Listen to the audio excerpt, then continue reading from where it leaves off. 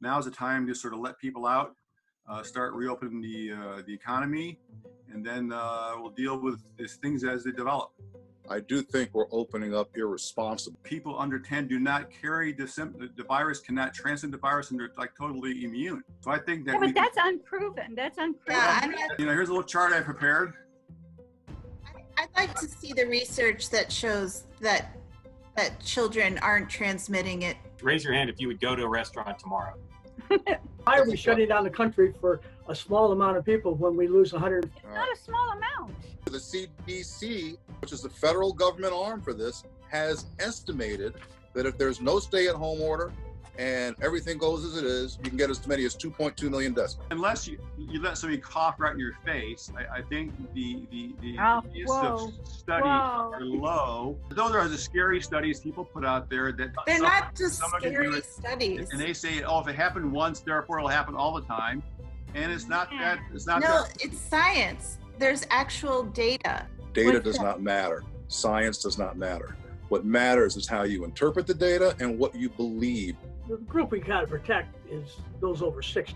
The life expectancy of someone in a nursing home is 13 months without a disease. Wow. I have a child who's immunocompromised. She's not in a nursing home. She is. You can manage that risk. You can manage that No, risk. she is at risk, and I can't. Then you should manage it. Don't let her out. Oh, wow. So I shouldn't go out because someone else has a child that's immunocompromised. You should go out. You should behave in any way you want to behave, but your individual actions can infect other people. So it's not just a decision that you make about you. It's a decision that you make for other people. Here in Missouri, we still don't have testing. Raise your hand if you would go to a dentist appointment in the next couple weeks. I was there today. I would. Raise your hand if you'd go tomorrow to Paris on a plane. The grocery stores, it's embarrassing to walk into a grocery store in America and the shelves are empty to a large extent, and you can't depend upon what's going to be there from one week to the next.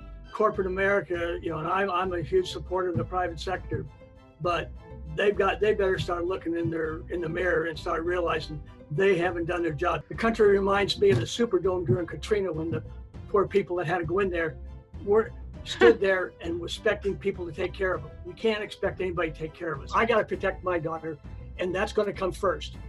And I don't expect any of you to change your life, lose your jobs because of that. Regardless of who you want to be elected president in November, raise your hand if you think President Trump will be reelected. And raise your hand if you think Joe Biden's going to win. We need to somehow incentivize those frontline healthcare workers.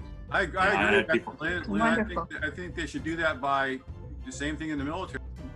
Duty in those high-risk professions like healthcare and even people in meat processing plants, give them some hazard pay plus make their pay tax-free.